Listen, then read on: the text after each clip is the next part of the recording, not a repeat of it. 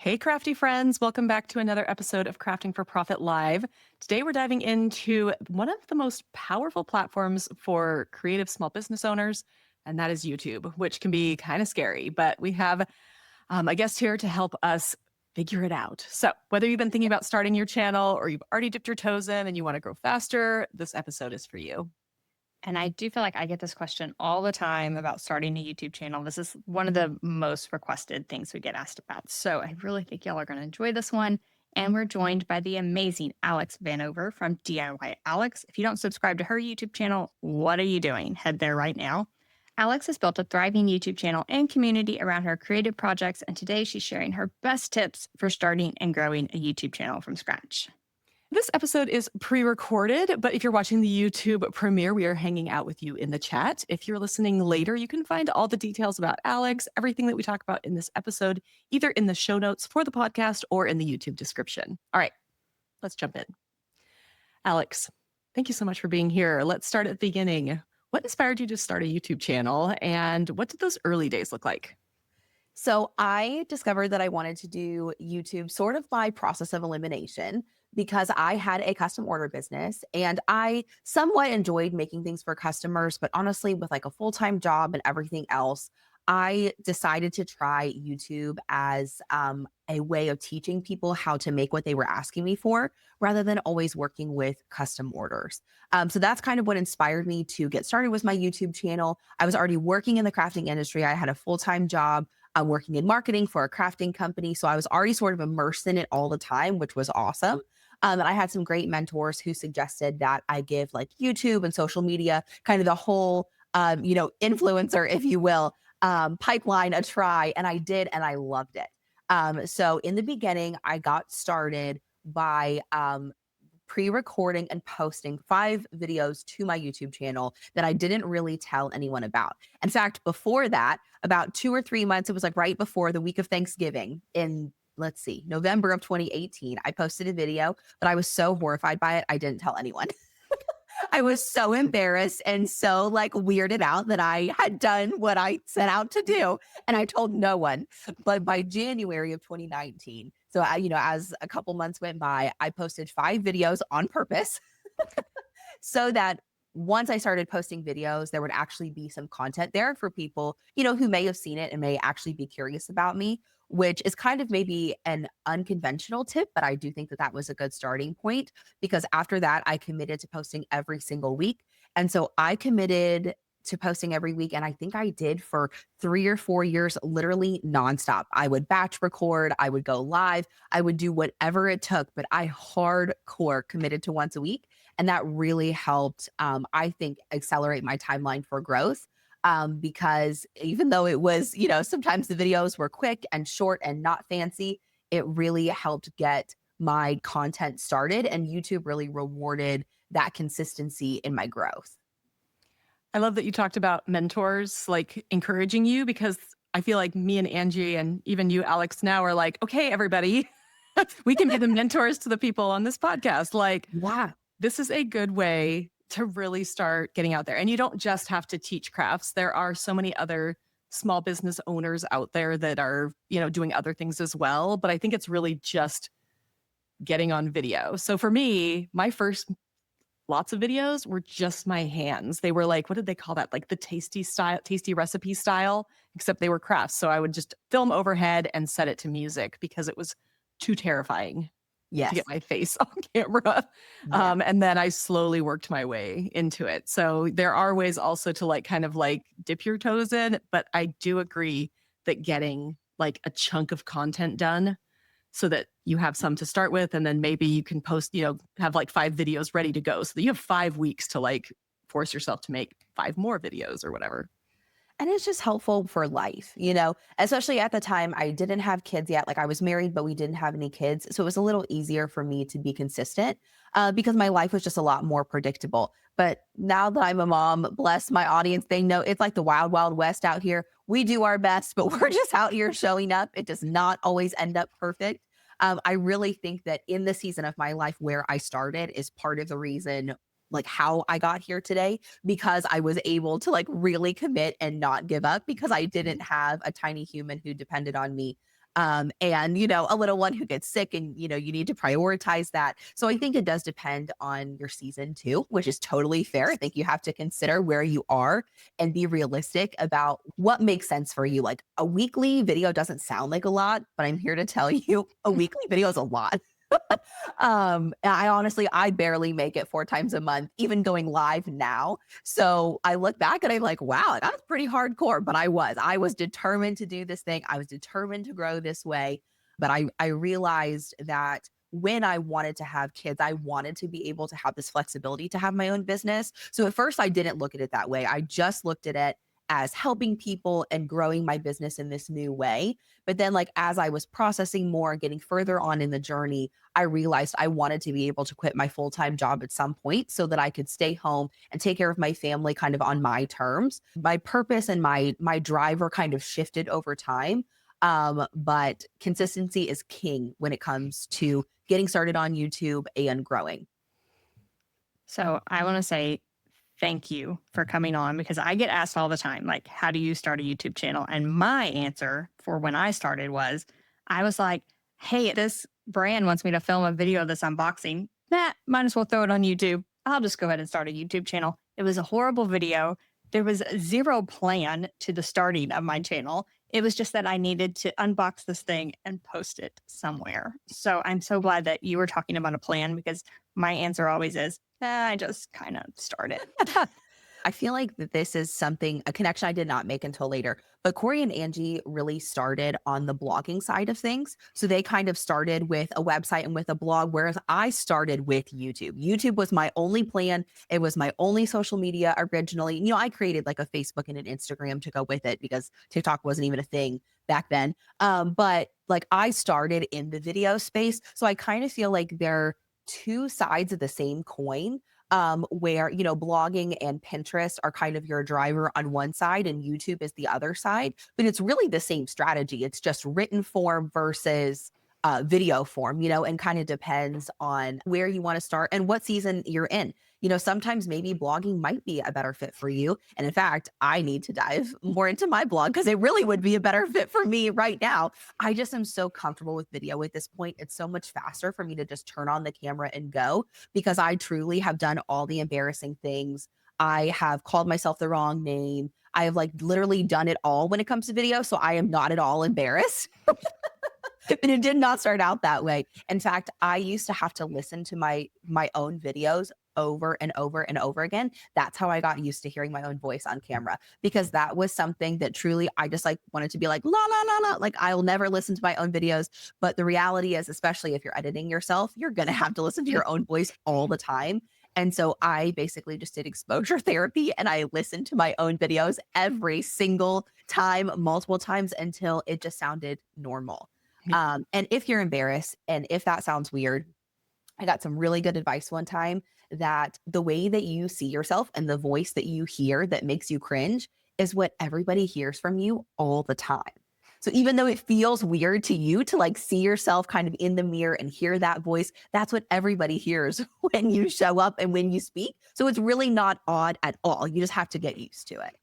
Right. The person at Trader Joe's just sees your face and hears your voice when you're chatting while checking out. And it's exactly the same. It's not like it's just your hands checking out. Or you just hand him a written transcript of what you'd like to. You're like, I'll hold up a whiteboard and I'll just write. but stand behind the whiteboard, write on it. Yeah. One of the things I did want to say is I do think lately, especially in the last 2 years or so, I mean, like I will probably forever be a blogger. It's where I started. I love it. But with the rise of AI, I feel like there's just such a better opportunity on YouTube than there is in the written word right now, because right now Google has trained its AI on all of our blog posts, right? So now it just gives people answers and they don't have to come to our blogs. They still do occasionally, but like my page views are like nowhere near what they were at the height. I never thought about that. Yeah. So it's like, well, thanks, Google. For not having my back. I mean, I used to rank really highly for what is a Cricut. Like that was a great keyword for me. And now you type in what is a Cricut and you get a little paragraph. And why would you come to my site to learn more? So Interesting. YouTube, on the other hand, is really good because you are a real person. You're interacting, you're making mistakes, you're connecting with your audience, you are basically being a real human in front of people. And I think that's like one of the biggest benefits for YouTube. And I think we're already seeing it, a little bit of this like AI backlash where people are like, you know what? I just want Alex to tell me what to do. I don't want to go and read a big AI written summary. I don't want to have a robot tell me what to do. I want to have Alex tell me what to do. And so I think that YouTube especially feels like it has this like edge up over blogging right now. As much as I prefer blogging, I'm like, I have to get my darn face on camera more. And I feel like I'm noticing more and more and more videos in Google search results, just as a Google user. So there's more videos popping up. So you can't get in those slots without posting a video to YouTube. Like you need to post your video to YouTube to get up in those search slots. And then if someone is going to YouTube and searching some kind of keyword, if they go to YouTube and search, what is a Cricut? They are specifically looking for a person to tell them what a Cricut is. It's an easier way to reach that target audience rather than just a random person that literally just wants to tell their friend what a Cricut is. Because, we all do that on our phone. Like, what is this word? And you just tell your friend. But they're actually probably looking for, what is a Cricut machine? How do I purchase one? How do I use it? They're going to dive deeper into your channel than just like a casual Google user as well. Yeah, that's a great point. Yeah. Gosh, how the tides have turned, because that was only 6 years ago, right? Yeah. My math right there. January of 2019 is when that's when I would consider my starting point. Because even though I posted that video in November, like I said, I told no one, I was so mortified. So I consider my start in January of 2019, but like how things have shifted in the last 6 years is just wild.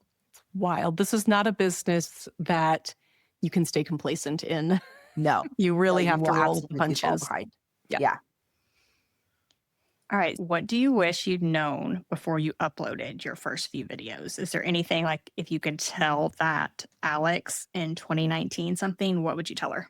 Well, something that my mentor told me that really stuck with me and still sticks with me today, because I tell people when they ask me about it all the time. And it's not very eloquent, but it is really helpful. And then it's that your first 10 videos are going to suck. So just go ahead and put it out there. I still jokingly refer to myself as a recovering perfectionist. And I think perfectionism, like crafting, attracts a lot of people like us. So if you're going out here and you're ready to just like post this perfect video, not only is it not going to achieve that because you don't know what you're doing and you're still learning, but also people are not looking for that.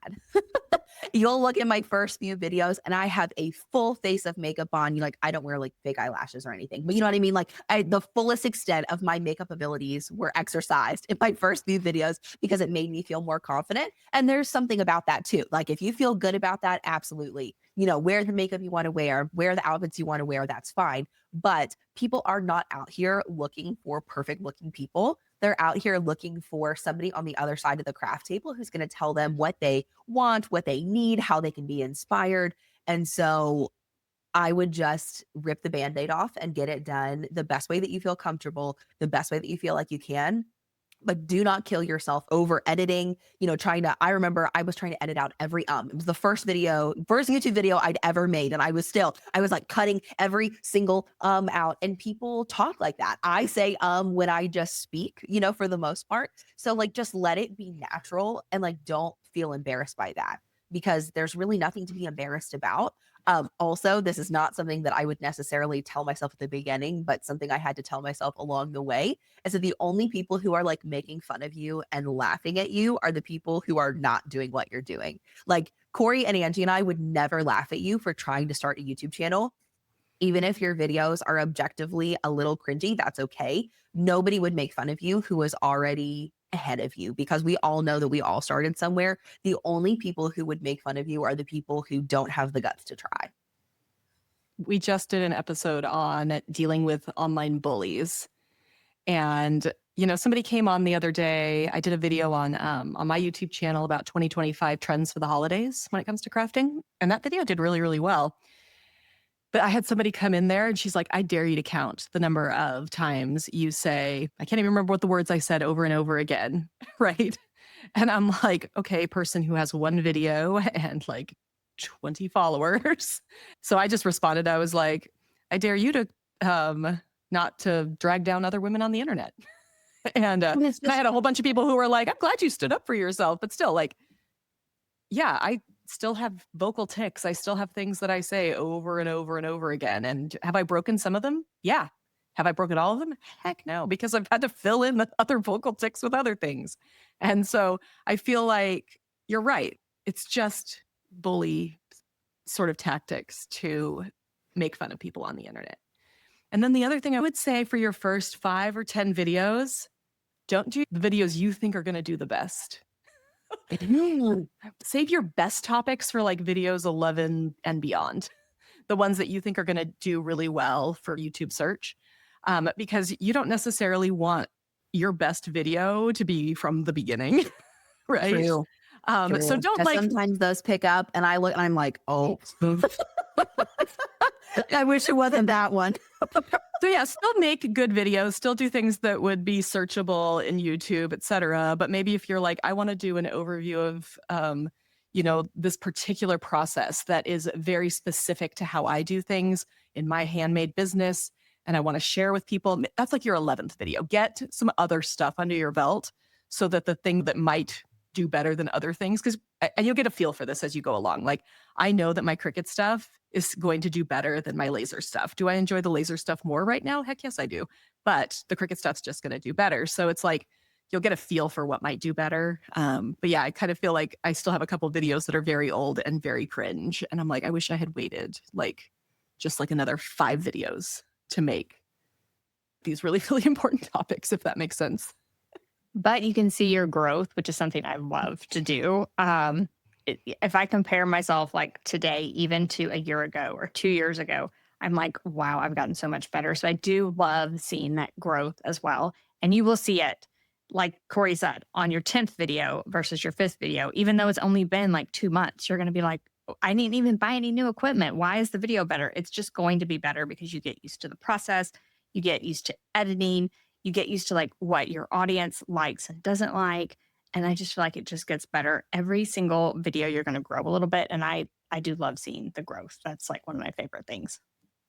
And I think your comfort on camera is something that people start to see, and you'll even start to see it in yourself. Like, you feel a lot less cringy when you start recording and you get going. Like, you just feel so much more, at least I felt so much more like myself after a little while. And those videos always do so much better than when I'm trying to like basically be, not that sponsored content is bad, but sometimes you kind of feel like you're being a paid actor, when you're like doing some sponsored content versus like a video that you're just passionate about, you're just excited about, or you've gotten a bunch of questions and you know that this is really going to help a lot of people. When you can like show up and be comfortable, that's like the best gift ever, but it only comes with experience. Like, you cannot manufacture it. You can't chat GPT it. You just have to practice. And that's what I like to tell people too, is that experience is the best teacher, because you're either learning or you're doing great. Because if you're failing, or not doing great, then you're learning so much faster than reading it somewhere or asking ChatGPT how you can be more comfortable. Like, you just have to do it and there's no other way, but it's also way quicker that way. So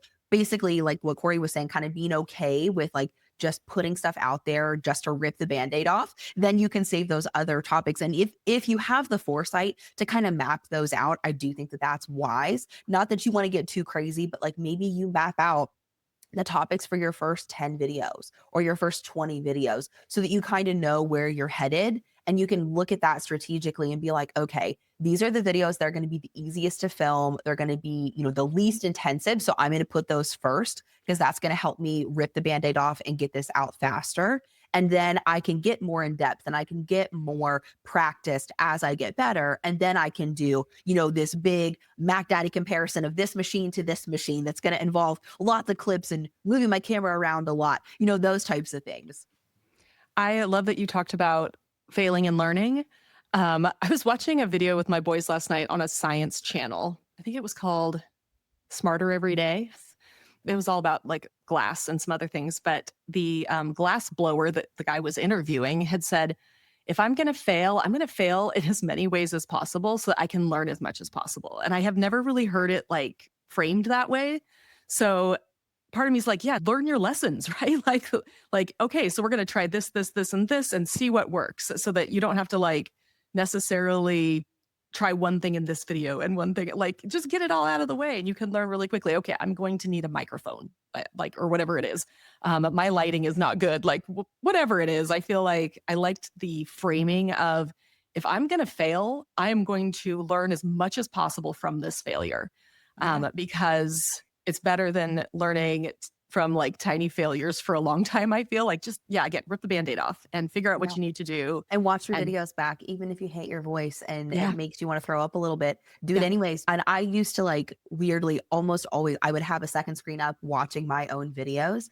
And it's because it helped me learn like the way that I was speaking, or if like I was doing something like weird with my hands, I would notice it and see it, or the way that I was talking, if I was umming a lot, I was able to kind of give myself feedback because I'd watch it and be like, okay, that was like maybe not my best explanation, or I should have been more prepared about that or whatever. Cause I also did a lot of live videos for my job too. So I would watch back those lives also. And that really helped me learn too. And then I got used to hearing my own voice and now it doesn't weird me out at all. But it took a long time to get there. So just get started. But some of those things, they almost become your style. Like I'm a hand talker, right? And you're going to expect my hands to move in every single video. And that's just part of the style. Like you're going to learn to embrace that as you're watching me. So yes, watch your videos back. And some of the like little ticks, you're probably going to be like, oh boy, I should stop doing that. But embrace some of it as well. Yeah. So I've just embraced my hands. Like they're going to move. As soon as I start talking, they start moving. And it's just going to have to be okay. Yeah, that's true. And yeah, and more of a feedback thing. So not everything needs to be corrected, but almost like a mental tick of like, okay, that's how like I never noticed that about myself. But now that I see it very clearly. And that's okay too.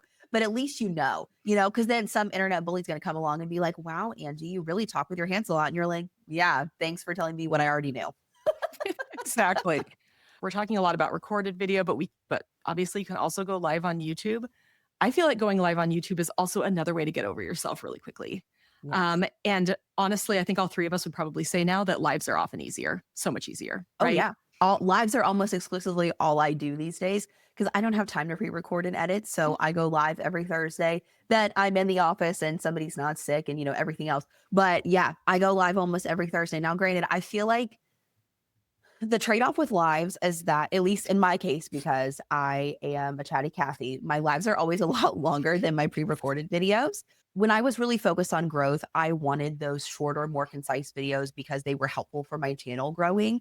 But I think that building lives in is really helpful because it gets you a lot of experience. There's a much less prep involved. You have to prep your project to be ready, but besides that, you just kind of show up, which is really, really nice.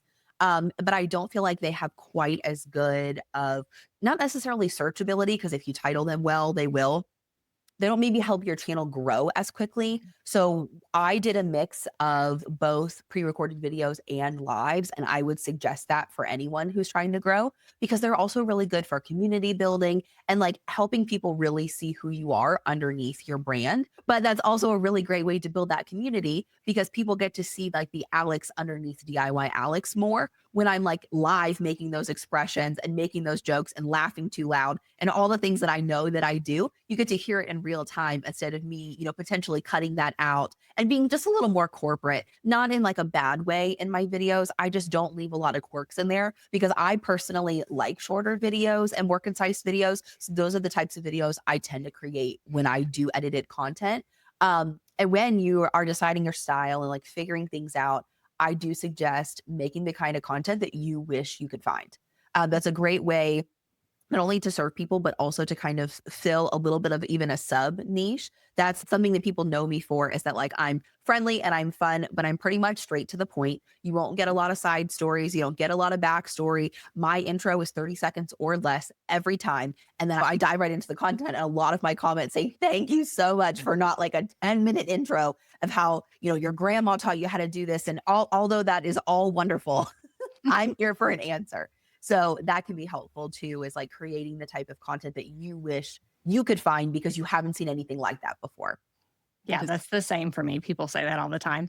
So Corey mentioned watching a glass blower YouTube channel. I do recommend watching YouTube and watching things that aren't in your niche and seeing other styles. And maybe like the style of talking about, my cat or dogs or whatever during my video. That's not my style, but it might make me think like, oh, maybe I could do a little bit and be just a little more personable, like right here in the middle. And it might connect with my audience a little bit better. So I often pull little snippets from other creators of like things I can alter to like make my videos better. And it's not even like Corey said, like a glass blowing YouTube channel or something. It's not even anything related to crafts, but it's like the style of their video, how they're presenting themselves. And you can often pull those tips from those people as well. All right. So we know that YouTube can be a huge time commitment. And it can go anywhere from making like really short videos where you don't edit very much to like a lot of editing, a lot of graphics, all of these things. Handmade makers are already juggling product creation and sales and social media and customer service and all of these things. So, why do you think that YouTube is kind of a better investment than maybe like some of these other sort of social media platforms or things like that? I will die on this hill. You guys, I love YouTube. I love it so much. And that's also because my business is built on YouTube. Okay. Like just being honest. But I think it's the best platform for a few reasons. For me personally, I really like that it's a long-standing social media platform. YouTube is one of the oldest out there, and it's one of the most consistent. It also really rewards creators who are consistent on their platform, where I find a lot of other platforms don't always feel like they're in your corner. They sometimes feel like they're in the user overall corner, but not necessarily the creator category. Whereas I feel like YouTube really does love and value their creators, and that means a lot. And that is the tricky part about YouTube, is that YouTube is a long game, right? Like we're not creating content that's ready to go viral overnight. You are committing to a journey that is eventually going to have a really big payout, but probably won't in the beginning. My channel took like 9 months or so to be monetized, and that's really fast, honestly. Like you probably are looking at a year of posting, maybe more, that you're not going to be monetized. But the reward in that is that you're also not constantly being threatened to be shut down like you are on some other social media platforms that are not as supported. And the fact that, in case you didn't know, YouTube is owned by Google. So you also have that powerhouse of searchability. You have a much higher likelihood of your content showing up in a Google search. So there are lots of long-term benefits of YouTube, but you just have to know when you sign up for it that it's a long game and you're going to be playing that long game. But that being said, I think that as a small business owner, you need to decide what works the best for your audience. Like Corey said, you don't have to teach crafters how to craft like I do. That's what I do, but you can definitely do some different content from that. So don't kind of get stuck in that box, but it needs to make sense for you and for your people, because something that I have seen a lot that I think is frankly a mistake that a lot of small business owners make is, on one hand, they're over here selling their crafts on Etsy. They want people to buy their products, and then they're over here creating content about how to make those products. But those are two different audiences. The people who want to come buy your products are not the same people who want to know how to make them. So before you decide to get on YouTube or any other platform, I suggest you really think through who you're trying to reach and what the best way to reach them is. It does kind of depend on your business. I can't really give you a lot of specifics because I don't know, who you are and what you make. But I do suggest that you think through that, because social media and marketing is an important, but also potentially a very draining part of owning a small business. So you need to be the most strategic that you can with your time and where you're going to spend it. YouTube could be a good option for you, but it might not be. Like you just have to think through it based on like what time you have, what you think you're available for, those types of things. I really like creators' channels, especially for handmade businesses, where they do things like vlogging. So it's going to be like, here's what I made in a day. And it's just like little clips of them crocheting or something. And then they're like, okay, now I need to do inventory. You guys want to guess how many chickens I made? Little things like that, where they're like sometimes chatting, sometimes just nice music playing. So if you are a handmade business, I highly recommend looking at just that type of thing. It also builds a lot of connection with your readers. But if you're like, I don't want to do tutorials, that's fine. You just happen to join the podcast of 3 people who happen to do tutorials on how to do things. There are so many other types of content to make on YouTube that doesn't require you to teach what you do. They're more, here's a peek into what I make. Here's a little bit of background about my business. Here are some business tips, things like that work a lot better maybe for a lot of our people, rather than teaching, which is what, of course, the 3 of us do. And as someone that's on all the social media channels, I was going to back up what you said about YouTube being superior. They have a ton of help for creators. They have a ton of just public videos that explains everything that you need to start a YouTube channel and to be successful. They're very transparent about their algorithm. So if you have ever been very just frustrated with Instagram and Facebook and not knowing what you should post and when you should post, YouTube is very transparent about how they pick videos to show. And all you need to do is really study those things and sort of follow the rules and find your niche and find your people to succeed on YouTube. And that's the part I personally love about it. I feel like they invest a lot of time into the people that are building the platform, which is something a lot of other social media, they're just missing. They're not investing the time in the people that are actually building the platform for them. They're investing the time in something else over here, where YouTube is concentrated on making it easy for you to grow a YouTube channel and showing you the steps you need to complete that. A lot of other platforms are exclusively like, how can we appease the advertisers?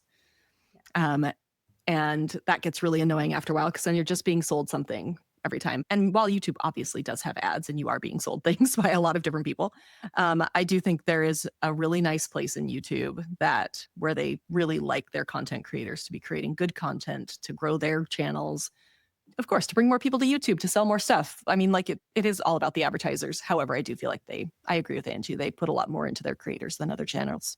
All right, so let's do our commercial break. And we have an exciting commercial break today. So we came up with a new product sort of for Black Friday, but we are going to extend that sale just for podcast listeners. So this sale is exclusive to podcast listeners right now. So if you want to know about the basics of starting and growing a handmade business, our latest products for you, it is basically the Crafting for Profit basics. So it is all the basics classes that Corey and I teach out of Crafting for Profit Camp bundled together into a teachable course just with those basics videos. I am so excited about this. We were trying to figure out, what do we do for Black Friday? All these things. And Angie suggested, like, hey, we should just bundle our basics classes into its own mini course. And I was like, why? First of all, why haven't we done this already? This is such a great idea. And we decided Black Friday is the perfect time to launch this. So we are launching. It is a lot of beginner classes, and it is a lot of me and Angie riffing together. So if you like the two of us, if you like learning through this podcast, this is like just the next level. And we are offering it for just $9. $9. And you get that whole basics section of classes. And this is an incredible deal. It's only for Black Friday. We're just doing it for a short time here. That price will go up. I think we're going to continue selling it, but the price is going to go up. You're just not going to beat $9. So this makes starting and growing your handmade business and our advice on doing so more affordable than ever before. So you can head to link.craftingcamps.com/basics, and that's BASICS. And we will have that in the podcast notes as well as the YouTube description. So head there now and grab it before the price goes up. All right, let's get back to our questions, Alex. You've built a really engaged community. So what are some of the ways that you connect with viewers, build loyal fans, new customers, all of that? Yeah, so I definitely have always prioritized community because I kind of felt like growing without a loyal audience was honestly just pretty futile, right? Because like the whole reason that I have grown, the only reason that I have what I have today is because of the people who are subscribed and who are interested in my content. So I've always tried to prioritize what I can for them. And so that's a reason why I love live videos, even though I know that's really uncomfortable, especially in the beginning. And let me tell you, I can't even number the amount of live videos that I have started where no one was watching, like not a single soul. And that's okay, because you are just going to, just like when you're recording a video, you're just talking to this pretend audience that you're imagining is out there anyway. So don't let that scare you and don't let that intimidate you. Because I think it's so important that people see the you underneath your brand. Like your brand can certainly, can have whatever voice you want.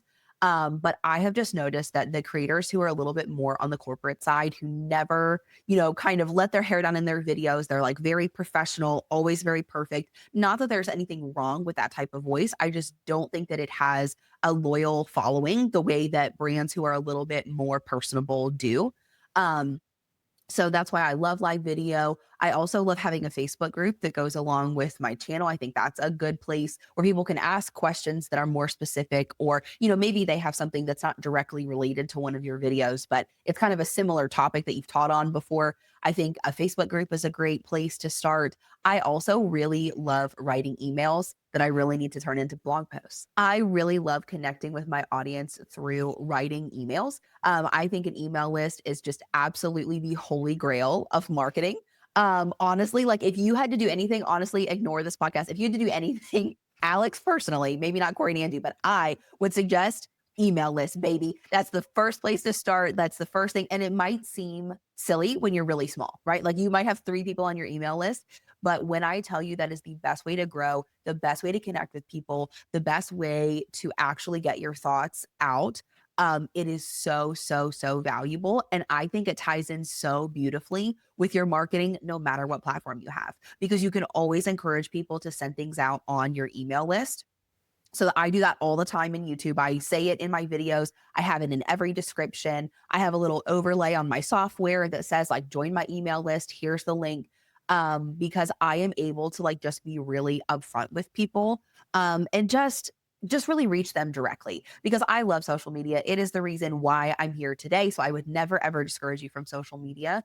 But the problem with YouTube and any other social media platform is that you don't own your followers. You don't own their information. You don't own a direct way to contact them. So if something does happen, you cannot reach them other than through that platform. And when you start realizing, as your business starts to grow and it gets bigger, and you realize that you're really dependent on those platforms, it's almost kind of a scary, like oh no, like, if YouTube were to go down because of some catastrophic situation, you have no way to reach all those people. They're just completely dependent on that.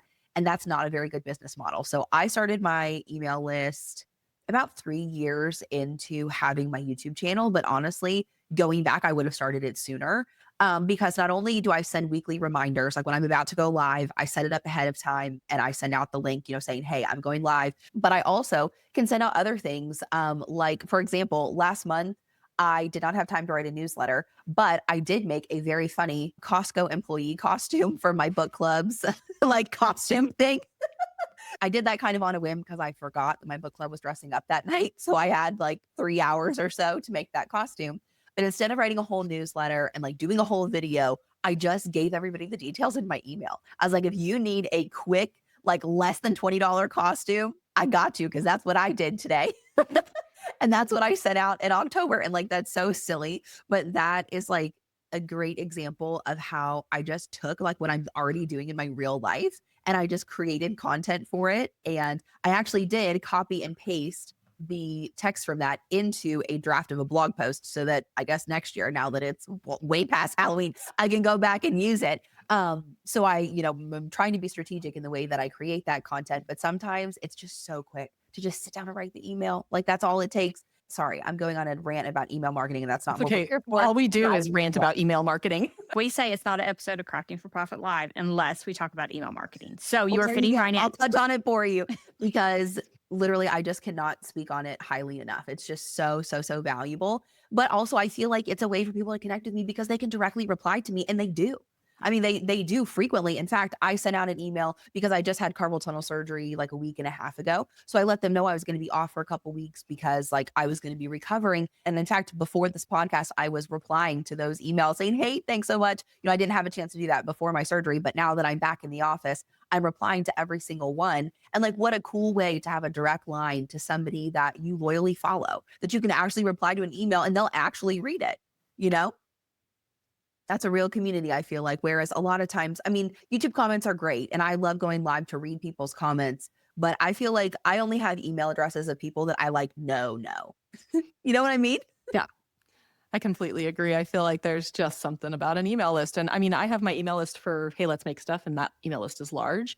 I have a very tiny email list for Chapter and Craft, but like those people literally took the time to write their name down on a piece of paper at my craft fairs. So like, this is not just like, oh, I'm signing up to get a freebie, which is a great way, obviously, to get people on your email list, and we all do it. But like, these are people who are like, I like your stuff enough that I'm like physically going to write on a piece of paper, like my email address for you. And I'm like, that is valuable. That is really valuable. And it's more valuable than a YouTube viewer or a social media viewer, because I can now reach out to them directly. And it's also all about like meeting people where they're at. So, like, some people like to just go to your YouTube channel and see what you have new. They might get notifications for you. Other people, they love seeing you in their inbox. And I also wanted to say, like, YouTube also has different ways to connect, and you can utilize those. We've talked about long form videos a lot. We've talked about lives. Shorts are another thing that you can try out.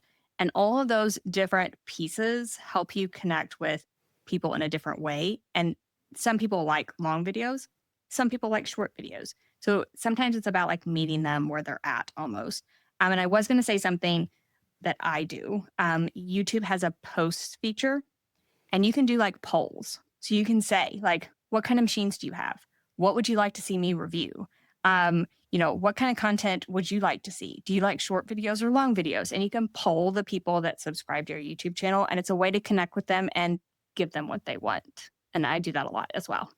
Their opinion in any way, shape, or form. So if you can allow them to have some input on that, that is magical. And yeah, you're right. The community feature and the post feature did not exist on YouTube when I got started, but I do love using that a lot, whether I'm going to be live or I'm not going to be live. I also say, hey guys, my little guy's sick, so I'm not going to be here this week, but like we'll see you next week. And I always get lots of interaction that way too. But asking people for their opinion, whether it's through YouTube polls or any of that stuff. And also, I want to point out, like in the big picture, whatever social media platform you're on, you can funnel everybody to your email list. And I do suggest you do that. That's another way that you can create like a more cohesive community. Because sometimes I feel like as a creator, I have, my Instagram people, I have my TikTok people, I have my YouTube people and my Facebook people. And that's a lot of people in a lot of places. And sometimes they overlap and sometimes they don't. But I love being able to unify them all through like email, and then also catering to those people on their own individual platforms, because that's part of being a creator, is knowing what content works best on what platforms, and then playing to those strengths and those weaknesses depending on where you're posting. But it really can all be cohesive. I would say I'm mainly a stay-at-home mom, and now I just work part-time in DIY Alex. As that being this season of my life, I feel like that really my email list is probably the most central to my business, and those other platforms I spend time on when I can. But that has really helped make everything more cohesive for me, rather than, each and every time I was doing a YouTube video earlier, when I was like committed to once a week, I would literally post in my Facebook group, on my Facebook page, on Instagram, stories, and maybe even a post too. Like I was literally going all the places. And now I focus and I make sure that I can send an email. And if I get a chance to post on those other platforms too, that's like a bonus, because oftentimes the text is very similar. So I can copy and paste to different platforms and, kind of edit accordingly. But it's pretty similar. But I prioritize, maybe even above YouTube, I prioritize email first, then YouTube, probably for me personally, then Instagram, then Facebook, then TikTok, in that order. But that's just me. That's just how I operate my business and how my people work. I think I didn't always see it as one big community. I saw it as a bunch of sub communities, but email allowed me to unify that. And I think that that really helped streamline things. Okay, let's chat YouTube analytics, everyone's favorite topic. So, Oh, yeah. YouTube analytics is the metrics behind your YouTube channel. So, there's a ton of data that YouTube is giving you about your channel, your viewers, monetization. There's a ton of information in there, and it can feel very intimidating when you're new. So, Alex, which metrics do you actually pay attention to, or which ones do you think new creators should kind of ignore in the beginning? Yeah, that's a great question, because I know analytics can be really overwhelming. I personally am kind of nerdy and love that stuff, but I know that's not everybody's cup of tea. I love digging into the numbers because I'm a numbers girly, but I know that that's pretty unusual. I would say one of the most powerful analytics you should look at is your top content when you're new. And the reason I say that is because when you are new and you're figuring out who you're talking to, who your audience is, what they like from you, what styles are working, it's going to show up best in your top content. The videos that are performing the best, either because YouTube is pushing them or they're getting the most interaction, the most watch time, whatever the case is, they're all going to be summarized for you in that top content. And when you see something start to be successful, figure out how to repeat it. Now, don't necessarily make the same video, but find a subtopic of that. Another thing I used to do when I was really, really new, and I still answer most of my comments, not as much as I did before, but I literally answered every single one for years. But going through the questions on those videos that are doing well is one of the most powerful ways to figure out what your audience is looking for, because you'll figure out what you missed based on what people ask you. You know what I'm saying? So like maybe in a vinyl video, you're gonna get the most questions in your comments about transfer tape. And you're like, okay, ding, ding, ding. That's the next thing I need to address is what transfer tape am I using? Tips for using transfer tape. Mistakes like new creator or new crafters make with transfer tape, those types of things. That's 3 videos based on one YouTube comment that you got under that video. So that's why I think that's a great summary. The other thing that I would encourage you to focus on is watch time of each specific video. And if you go into your content, you can look at each video and you can actually watch the line of where people like dropped off. You can watch the line of where people like backed up and watched that part again. And I think that's really, really powerful feedback because it's the most honest feedback that you're going to get. Now, it's totally normal to see a drop off after your intro. Okay. Every single one of us do. I'm not suggesting that there's anything wrong with you. That's normal. But if you are getting a sharp decline after your intro, the feedback that that could be giving you is that your intro is too long. If you're not getting to the point and people want you to get to the point faster, they will click off your video. No shame. They'll just keep going. So you know what I mean? Like just use that as feedback that helps you. If there's a certain part where you start to see some dips, you're like, okay, so what's going on there? Maybe you need to speed through some repetitive parts of your video because they're getting a little bit too long. Or, maybe you didn't show something, maybe you skipped a vital step and people are upset. And they're kind of like, they might be roasting you in the comments, which those roasts, even though they can be mean, they also are the best gift of feedback that you will get. And I know that sounds bad, but a YouTube channel that I love that I learned a ton from is called Video Influencers. I'm assuming they're still making videos, but if not, they are amazing. That's where I learned so much about YouTube. So if you want more resources, I highly recommend checking out their channel. But something that they used to say is that whenever you get a mean comment, try to look for some truth in it. So even though someone might just be being mean, because that definitely happens too. If somebody is critiquing you somehow, look for a little element of truth in that and see if it's something that you need to address. Like is your hair rubbing against your microphone? That happened to me in my very first video. My whole mic is cracking because my hair was like swinging over top of my microphone. And so people commented on that crackly audio and they were right. Now, I was just trying to get it out there. I knew my audio was crackly because I edited the video. Like Corey was saying earlier, like use your failures the most that you can so that you can learn the most out of them. Because if you're going to fail, you'll learn faster by saying, okay, well, you're right. I could do that better. Don't let anybody get to you, but look and see if what they're saying is true. And something that I always pay a lot of attention to is how people find your videos. Because that's really important for knowing where you could do better and maybe where it's not worth it. Like mine is always external. And that's because people are getting links to my videos from my emails. They're getting it from my Facebook group, my Facebook page, Instagram. In my stories, I always link, whatever I'm getting ready to do. But then like one of the other strongest ones used to be YouTube search because I focused so hard on researching before I recorded, and every single topic was chosen based on its searchability. Now, I don't think that YouTube works that way as much as it did a few years ago. I don't think that search is quite as big as it was then. But I think that that's really, really helpful information for how you're marketing. Are you marketing appropriately? Is there somewhere that you could focus more that would get more, attention on your video? Because something that's harder to measure but is really, really helpful, especially in the beginning, is your view velocity. So what that means is how quickly your video is getting views. So if you post your videos at 10 a.m. Pacific time, on Wednesdays, then getting as many people to watch it as early as you can is going to tell YouTube people are really interested in this topic. So if you can schedule all your posts for right at your posting time and get as many people directed towards that video as possible, that will really, really help let YouTube know that people are interested. Now, like I said, though, in the beginning, like those numbers are going to be low. That's normal. That's okay. Because Corey and Angie and I all started at 0, and you will too. So like, don't beat yourself up if it's not going well, but that is something to pay attention to and something that you can control, because if you have a following on another place, sending people over as soon as the video is posted and like posting it at a decent time. If you post at 3 o'clock in the morning, chances are people are not really going to see it. So, and YouTube, like Angie said, is great about telling you when your best post times are. So pay attention to those, especially when you don't know a rhythm of your audience. Pick one of those popular times to post your videos every single week or every 2 weeks or whatever you decide is going to be, your cadence.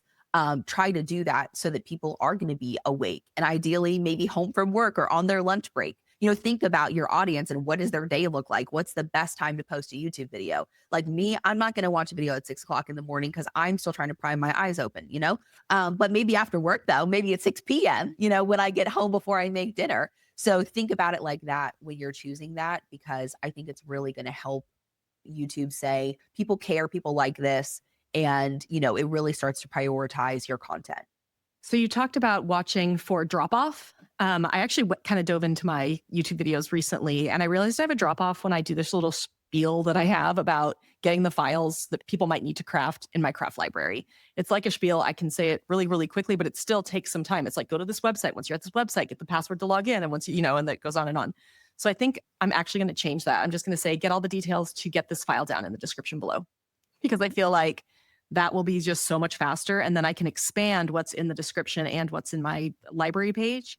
So that's just like one example of how to use that drop off time. I was noticing people are probably like, Corey is yapping on again about these files. I'm just, either going to skip or whatever, but I feel like I can give them all of what they need without having to say it out loud. And then my videos will be a little tighter.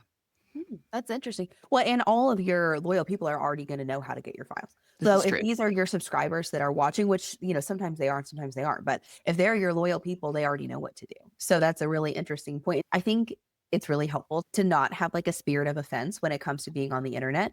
I know in the beginning, everything feels really personal, because at least it did to me.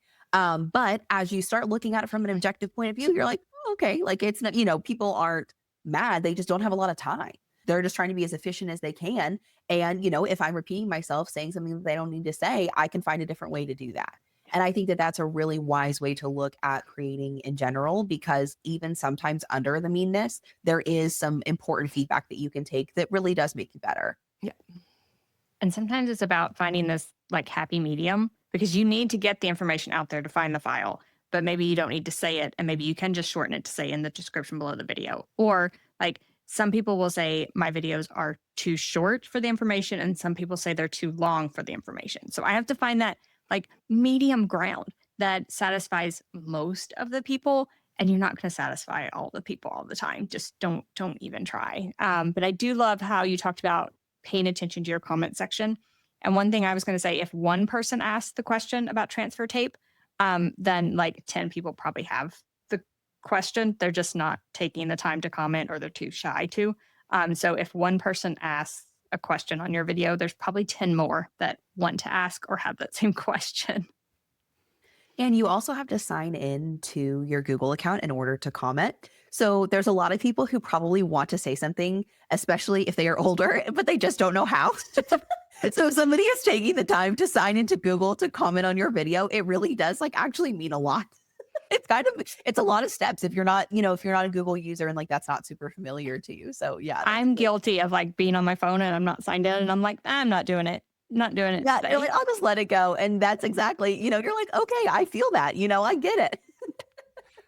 That is funny. Okay, so you like briefly like touched on it, but let's talk about monetization.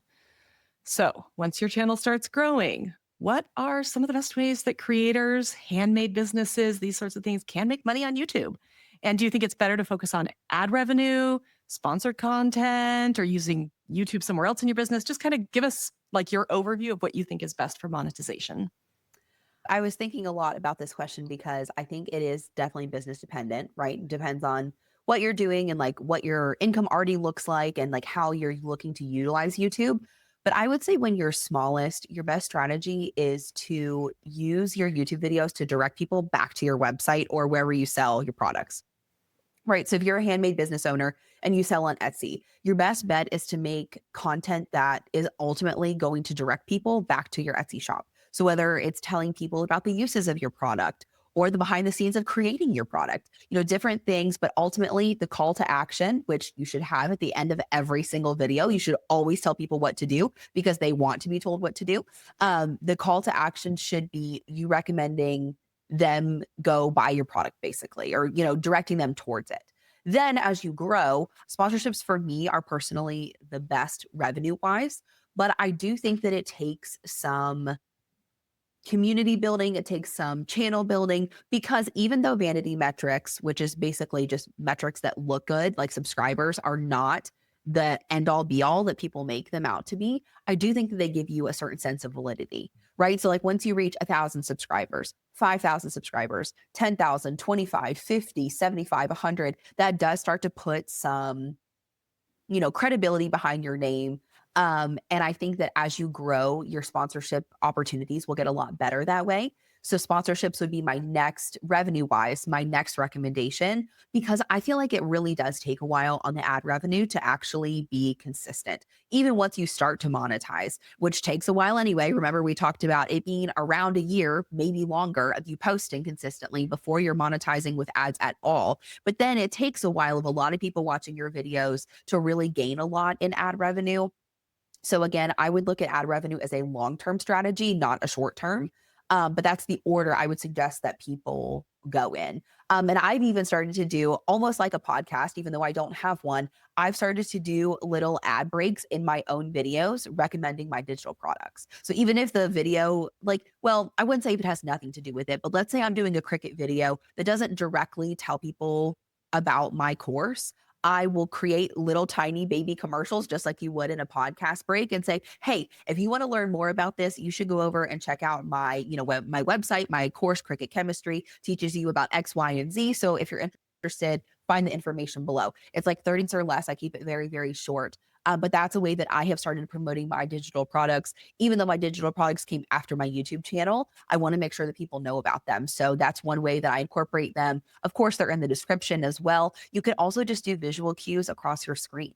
So even if that's not necessarily what you're talking about, especially in those sections of your videos, if you're doing something repetitive and you've sped it up, and so people are watching a time lapse that's like really kind of long, it's kind of visually interesting to pop up a little ad about, hey, if you want to learn where to buy this, here's my Etsy shop. And so that's a way that you can incorporate some promotion into your YouTube strategy. So you're not just making a bunch of videos like just to grow an audience, right? Like you're growing them to make money. So like, what's the best way you can do that?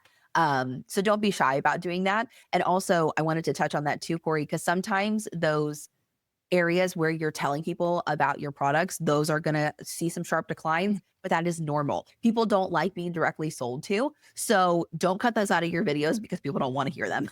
You're here to make money. I mean, not that having fun's a bad thing, right? The businesses are ultimately in the end about making money. They're not hobbies. So go ahead and put that in there. It doesn't matter if people like it or not. You can maybe do it in a better way. Like you can be more wise, but also too bad, so sad. This is a business and I have to make money. Okay.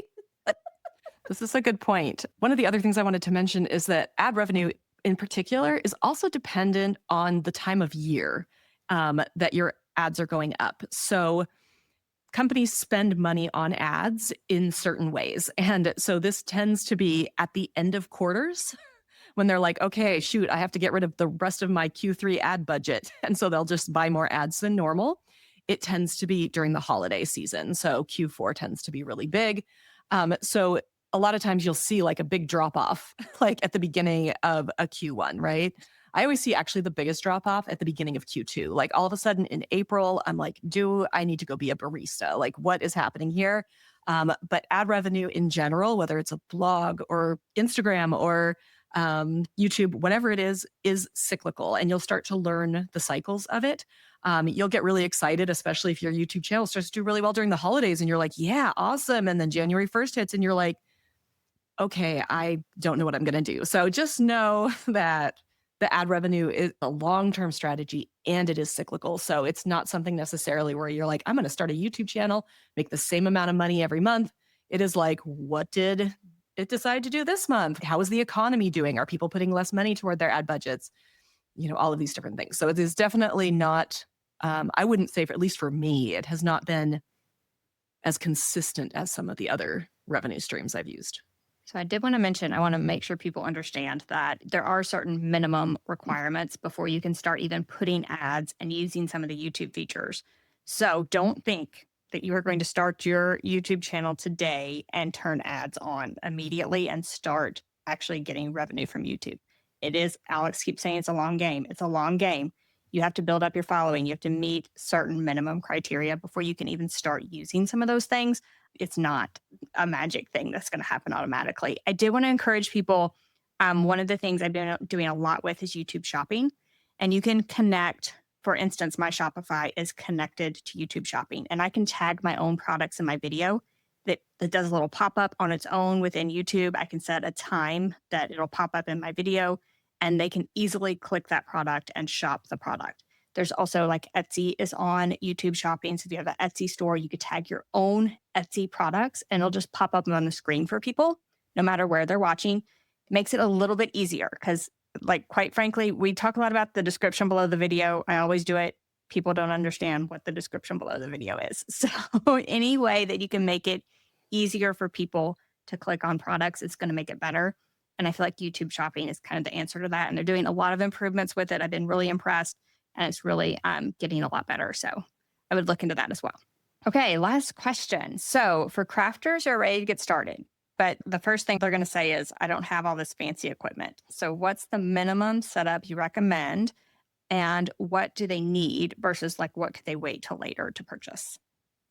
When it comes to minimum video setup, honestly, guys, your phone is fine. When I started 6 years ago, my phone was not fine. I just used a cheap little camcorder that actually my mentor lent to me. I didn't even buy my own camera for like a couple of years. Literally just start with the minimum, but your phone is great.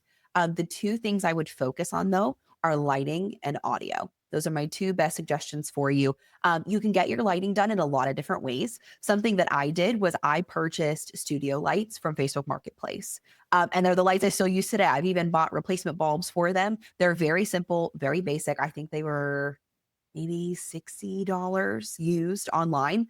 But you can even buy them like new on Amazon. There's so much more out there now for creators where like that's become such a popular thing to do. But I would focus on your lighting, whether it's through studio lights, a ring light, or even guys, just an open window, just a room that has a lot of good light in it during the day, at certain times of day, depending on like the way that your window is facing and everything will depend on that. But that's enough. Just make sure that it's lit well, and make sure that they can hear you. So there's a lot of options out there now for audio as well, but I literally started with like a $20 or less lapel microphone. And I plugged it. I even had to do it into like an iPhone, I think, and I had to sync the audio and video. So I literally was doing the most with my setup. But when you get lapel microphones, sometimes you do have to have an adapter for the bottom of your phone. So because they don't always fit, but you can buy those adapters on Amazon as well. So don't let that intimidate you. You can plug it right into your phone if that's what you're using. But I would focus on those two things because the quality is not super important in the beginning because you just need to get started, but people need to be able to see and they need to be able to hear. So those are the two places that I would start, and you can be super creative with the lighting and, the audio. I have seen, and I've never tried it, so I'm not necessarily advocating for this, but I have seen on TikTok, I get this ad for this $5 wireless microphone. And I don't know if it's any good, but literally like the barriers for entry to this are so low because you could be so creative with what you have and like what you need. And because things are so readily available, I mean, you can buy stuff super, super cheap getting started. And that's one of the reasons why I don't think that there's ever been a better time to get started. And I know it feels like you're looking at people like us who've been doing this for years now, and you're like, oh my gosh, I'm behind. You're not. You're not. I promise. That it's so readily available and you can start anytime. And it may not end up being your biggest platform. That doesn't necessarily mean that it will be. But eventually you can use your ad revenue to add to your business. You can think of different ways to be creative in your promotion. And it really just adds such a great facet to, I personally think, just about any business if you're creative with the type of content that you create and that it makes sense for your audience. Like I said, I don't think that the competing ones always make sense where people sell products, but then they also teach people how to make products. Those are two different audiences. So make sure that it does contribute to your audience and it helps add value. Like Corey was saying, those like what I created in a day vlogs are so cute. And if you're already doing those on another platform, all you got to do is turn your camera sideways, guys. Like it's really so easy, truly. The only other thing I would mention is editing. Um, Mm. and in the beginning, I used like a free editing software. It's not that big of a deal, guys. Don't like, feel like iMovie was free at the time. If that's not free, I think Filmora is still free. Like I use a more advanced program now. The bottom line is like start where you're at, I think. Yes, people need to see you, they need to hear you, and then just otherwise start where you're at. And over time, you might be like, I would really like a camera that is not my phone because I want to be on my phone. Then buy a camera and make an investment. Or you see tons of people doing really cool things with their video and you're like, I can't do that in this free editing program. Then you can, upgrade your editing program at that time. But just like start where you are and grow over time. I would not make a huge investment right out of the gate. You don't need a ton of like fancy cameras, fancy microphones, fancy lighting. You don't need all that right out of the gate. Start simple and build as you go. And I would say in all of those, pretty much any editing platform, you can help your lighting and your audio, right? So in basically every YouTube video I make, I bump up that exposure a point because it just brightens things a little bit in here, especially when I'm using, because I don't use this is my computer camera when we do podcast recording, but I have an actual camera over there and it records just a little bit darker. So I just bump up the lighting a little bit, make it a little bit brighter, maybe a little bit more saturated. And that's really easy to do. And it's probably in most editing programs a basic free thing you can do. And then there's also ways to help fix your audio to like remove background noise, those sorts of things. If you get to this point, sometimes Angie and I use a program called Alphonic. It's, I'm going to put it down in the description because there's just no way I'm going to spell it correctly. But it's a great program and I think you get a certain number of runs for free. So sometimes if my audio for some reason is particularly bad, I'll just run it through Alphonic and it comes out sounding really professional. So there's every once in a while, and now I literally have a sign on the back of my camera that says, "Hey, stupid, turn on your microphone." Because there have been times where I haven't turned on my microphone. It's the worst. They know what I'm talking about. It is the worst. There's nothing more heartbreaking. You got to redo the whole dang video because nobody can hear anything. But you can also put all the video in and then voice it over like in your program directly. Or like sometimes I just turn on my camera and I will just like read a script. I write a script for what I want to say and then I read it and then I can edit to that. I realized I hated editing. For me, one of the barriers was how much I hate editing. So I film a bunch of stuff and it would just sit there because I hated it. So I finally like had the funds and had the experience to find a YouTube editor, and she's wonderful. She does an amazing job. She knows exactly what I'm talking about. She knows so much more than I do. So I prefer to outsource it now, but I did it for a long, long time. The best is just to start as cheap and as simply as you can. And then when you have a problem, figure out how to fix it. Right? So you record your whole clip without audio, learn how to voice over. It's time. When you realize that your camera stinks or that your hair's long like mine and a lapel mic's not working for you because your hair's swinging in the way, then get a different microphone or try a shotgun mic instead. You just you start and you figure out a problem and then you're like, oh, okay, well, how do I fix that? Okay. And then we learn the next thing and then you get comfortable there and then you make another mistake and you learn how to fix it too. And then all of a sudden you look back a couple of years and you're like, wow, I've really learned a lot. You make a sign that says, "Hey, stupid, turn on your microphone." I mean, it literally says that on the back of my camera because I have made that mistake. And now, because I've been doing this long enough, I have an overhead camera here as well because I do a lot on my table. So I'm running 2 cameras, which is not necessary when you start. But even if I know that I'm not going to be recording overhead content, so if I'm just talking to my camera that's out here in front of me, I will turn on and record the audio from that overhead camera so that if something goes wrong with the forward-facing camera, I can use the backup audio. Is it as good? Heck no. Run it through Alphonic. It's going to be fine. So, I mean, there are like little things that you'll learn over and over. I like having that backup audio for the mistakes. Like that was a lesson I learned the hard way many times. Yeah. That pain of making those mistakes, make sure that you never forget. And that's why I think failure is the best teacher, because it's one thing for you to have like a nice little checklist and you go down the list and you check all the things and all that's great, all that's fine. But the pain of recording an entire video and realizing that you have 0 audio to go with it and how much time that's going to make you spend now is so much more likely ingrained into your brain that all of a sudden you'll do what it takes to make sure you don't run out of battery. And you guys, I want you to know that I have been recording YouTube videos for 6 years and my phone is still my second shooter. I own 1 camera and I move it around. I have a C-stand. That's how I get my overhead angles. But when I need a second angle, I still shoot from my phone. You can go into your camera settings and you can increase the camera settings. I don't keep it that high because I don't want to record everything in that high definition, but you can increase your camera settings on your phone to record even better. So just Google it. Google how to adjust your camera for YouTube, and you'll learn how to make it, record even better than it does by default. And that is more than enough to get going. And because you might not end up with this strategy forever, your business might change, or you realize, look, I really don't have time for this. This really isn't working for me. So don't invest a bunch of money in the beginning. Just get started. And then as you grow and as you make more money, make more investments. That's what I did. I started with like literally almost nothing. But I've just built it up over time, nice and slow, and it's worked. I do feel like it really is a learn as you go. And Amazon makes it really easy. I really like shopping at B&H Photo for a lot of my supplies. But that is because I'm farther down the line than somebody who has just started. Not to say that I don't have I do have a lot of Amazon stuff just lying around here. So like, just start with the basics. And then you're like, you know what? I really could use a better light. And so you learn over time, like, okay, I need better lighting. So I literally use an old school camcorder to this day, you guys, because it has a flippy screen and I like that.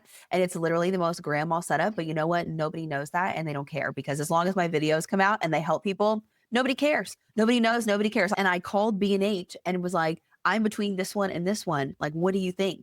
And they're the ones who gave me the answer. And I bought my camera from B&H also. So I love B&H Photo. If you can support them, and if you are looking for a bigger investment that you don't need right this second. But Amazon's a good starting point. We all started from the beginning. So we encourage you out there to just give it a shot. Yes, it's going to suck in the beginning. It's fine. We all do.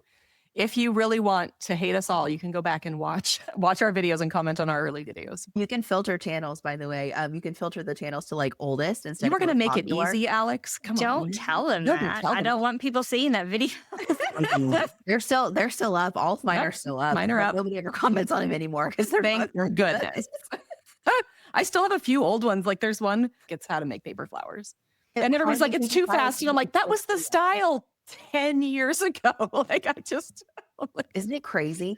I had a screen printing video that I don't know if it's reached 1 million views yet, but it's my biggest video. It's how to screen print a t-shirt with your Cricut. That is my like longest standing video. I have the most hate on that video. It is wild. And I watch it, you guys, it is so rough. Like so the overhead angles, you can see like all of my dirty hair in the thing, because I was sticking my head forward with the camera over top. That's all in there. It's awful. But all of those hate comments are probably why it went viral. That's why it does so well. Yeah. Like, well, if you want to keep commenting, thanks for the extra ad revenue, bud. I appreciate that. So funny. All right. This is like the longest episode we've recorded, but I have had such a good time. I'm like the most chatty. This is how it always happens. Always. All right, Alex, thank you so much for joining us. This has been a great conversation. I hope that people feel like a little spark of confidence to start a bad channel, just to get started, just to use what they have to make some bad videos, and to understand that we all started somewhere. Like nobody comes to this overnight doing it well. So you've shown you don't need like a huge production, a huge setup or anything like that to start. Just do it, guys. Thanks so much for having me. Thank you so much. I love how you broke everything down in a way it's going to make YouTube feel approachable for our audience, I think, instead of overwhelming. So if you think that you're too late to get on this YouTube bandwagon, you are not. The algorithm is not stacked against you there. Like I said, they're very transparent about their algorithm. And Alex, you reminded us that there's still so much opportunity for creative people to show up consistently and share what they love. All right, friends, thank you so much for hanging with us for another episode of Crafting for Profit Live. We'll see you in 2 weeks with even more ways to grow and build your handmade business.